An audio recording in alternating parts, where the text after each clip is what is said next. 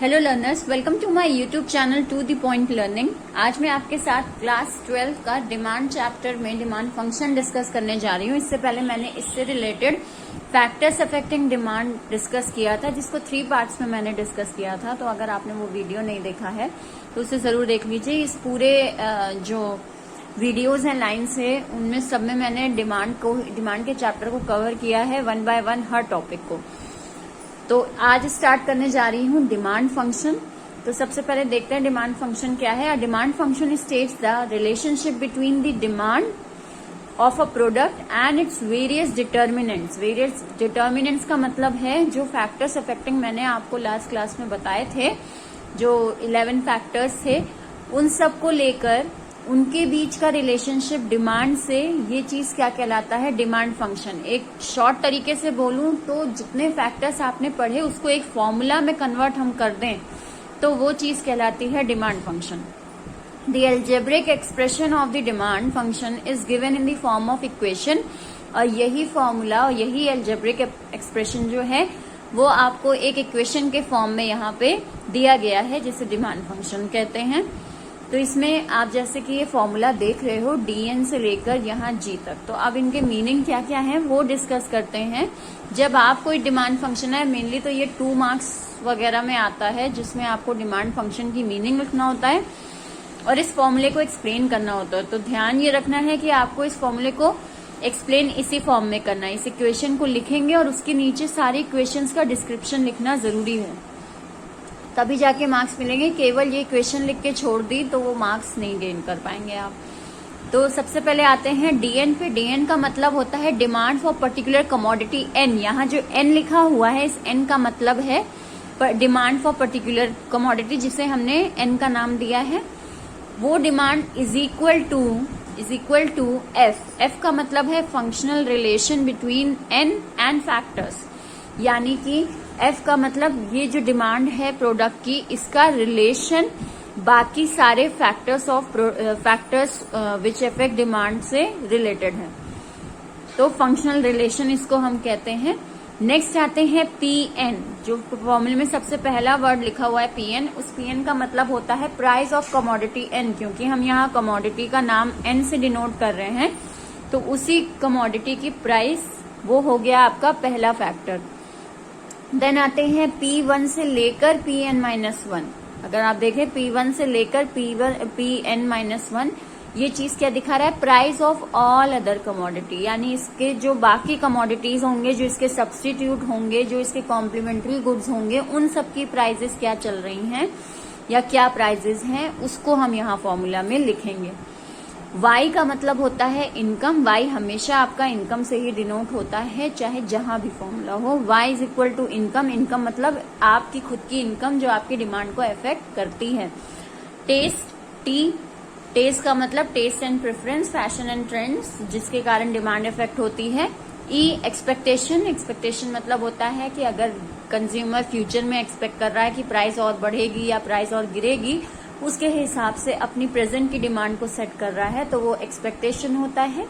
H मतलब होता है पॉपुलेशन। पॉपुलेशन एक कंट्री की बहुत ज्यादा अफेक्ट करती है किसी भी कंट्री की डिमांड को लेकर, ये मैंने डिस्कस किया था। वाई का मतलब होता है, वाई हैश का मतलब होता है डिस्ट्रीब्यूशन ऑफ इनकम, यानी कि यहाँ पे हमने केवल इनकम, अपनी इनकम के बारे में पढ़ा, और यहाँ डिस्ट्रीब्यूशन ऑफ इनकम यानी पूरी कंट्री में इनकम किस तरह डिस्ट्रीब्यूट हो रही है। ये लास्ट टाइम मैंने बताया था कि अगर हमारे यहाँ इक्वल डिस्ट्रीब्यूशन ऑफ इनकम हो रहा है तो सबको नेसेसिटी से रिलेटेड आइटम्स की जरूरत रहेगी, और अगर अनइक्वल डिस्ट्रीब्यूशन होता है तो उस हिसाब से कंट्री में लग्जरी आइटम्स की डिमांड हमेशा ज्यादा रहेगी। देन आते हैं लास्ट जी।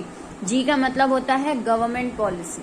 गवर्नमेंट पॉलिसी कैसी रहेगी, टैक्सेस जो प्रोडक्ट पे या फैक्टर्स ऑफ प्रोडक्शन पे लग रहे हैं, उसका असर डिमांड पे कैसे पड़ता है, ये चीज। तो अगर आप देखें तो ये सारे के सारे फैक्टर्स मिलाकर ये फॉर्मूला, ये इक्वेशन बन के तैयार हुई है, जिसे हम कहते हैं डिमांड फंक्शन। इस वीडियो के साथ मैं आपको उस वीडियो का लिंक भी भेज दूंगी, तो अगर आपने वो वीडियो नहीं देखा है फैक्टर्स अफेक्टिंग का, तो वो जरूर देख लीजिएगा। उसके बाद यहाँ स्विच ओवर होइएगा, तो आपको ज्यादा अच्छे से क्लियर होगा कि ये क्या चीज समझाई गई है। तो 3 पार्ट्स में वो वीडियो डिवाइडेड है और तीनों पार्ट्स के लिंक मैं आपको भेज दूंगी, डिस्क्रिप्शन में वो मौजूद रहेंगे। अब आते हैं नेक्स्ट पार्ट पे डिस्कस करने में, जो कि है law of demand. Law of demand क्या है? जो मेन आपका चैप्टर, अगर मैं कहूँ कि चैप्टर का नाम ही है demand and law of demand, तो अब हम पढ़ने जा रहे हैं लॉ ऑफ डिमांड। अब तक हम केवल डिमांड के बारे में पढ़ रहे थे। लॉ ऑफ डिमांड क्या है? इट स्टेट्स दैट, क्या कहता है एक डिमांड का लॉ क्या कहता है?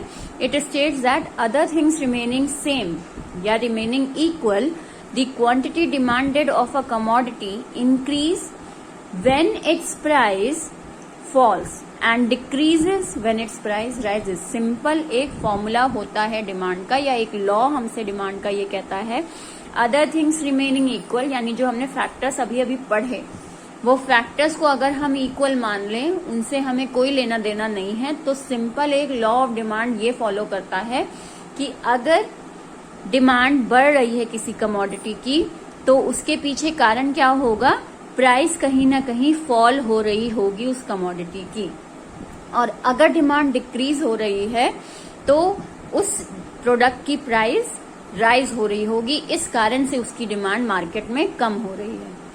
As this law states the inverse relationship between the price and quantity demanded for a commodity, और इस रिलेशनशिप को हम कहते हैं इनवर्स रिलेशनशिप। ये लिखना आपका जरूरी है कि यहाँ पे प्राइस और क्वांटिटी के बीच, प्राइस और क्वांटिटी डिमांडेड के बीच कैसा रिलेशनशिप होता है? इनवर्स रिलेशनशिप होता है, जहाँ एक चीज बढ़ती है तो दूसरी चीज डाउन यानी नीचे गिरती जाती है, तो ये इनवर्स रिलेशनशिप है। अगर हमारी प्राइस बढ़ रही है तो वहां पे हम देखेंगे कि हमारे प्रोडक्ट की डिमांड कम हो रही होगी, और अगर प्राइस घट रही है तो डिमांड ऑटोमेटिकली बढ़ रही होगी, क्योंकि हर कोई सस्ता आइटम लेना चाहता है। तो यही हमसे लॉ ऑफ डिमांड कहता है। मेजरली यही लॉ फॉलो होता है डिमांड को लेकर, जनरली ऐसा ही होता है लॉ ऑफ डिमांड में। आते हैं एजम्पशन, यानी कि हमने एज्यूम क्या कर लिया? तो हमने एज्यूम ये यहाँ पे किया है कि the assumption of ceteris paribus, which means other factors which affect demand will remain constant। हमने जो अभी फैक्टर्स पढ़े हैं, डिमांड फंक्शन जो अभी मैंने पढ़ा, उसमें जितने फैक्टर्स थे उन सबको यहाँ हम कांस्टेंट मान रहे हैं। यानी इनकम में कहीं चेंज नहीं आया, कहीं पर गवर्नमेंट पॉलिसी चेंज नहीं हुई है, सब्स्टिट्यूट वगैरह प्रोडक्ट जो हैं उनकी प्राइस में कहीं चेंज नहीं आया। चेंज आया है तो सिर्फ 2 ही चीजों में आया, एक उस प्रोडक्ट की प्राइस में और एक उस प्रोडक्ट की डिमांड में। बाकी सारी चीजें कांस्टेंट हैं। ये अजम्पशन यानी ये एज्यूम करके हम चल रहे हैं। सेटरिस पैरिबस का मतलब होता है अदर थिंग्स रिमेनिंग सेम, यानी बाकी चीजों में कोई चेंज नहीं आ रहा है, ये हम पहले से एज्यूम करके चल रहे हैं। तो ये लॉ ऑफ डिमांड यहाँ पे फॉलो होता है। ठीक, अब आई होप आपको यहाँ तक समझ में आया होगा लॉ ऑफ डिमांड और डिमांड फंक्शन। नेक्स्ट क्लास में मैं आपके साथ डिमांड शेड्यूल डिस्कस करूंगी, कितने टाइप्स के होते हैं, और उसके आगे भी फर्दर चैप्टर कवर करूंगी। तो बिल्कुल मेरे इस प्लेलिस्ट के साथ बने रहिए। मेरे चैनल को सब्सक्राइब जरूर करिए ताकि आपको नोटिफिकेशंस आते रहें। शेयर करिए अपने ही साथ के स्टूडेंट्स में और लाइक जरूर करिए। Thank you and have a nice day.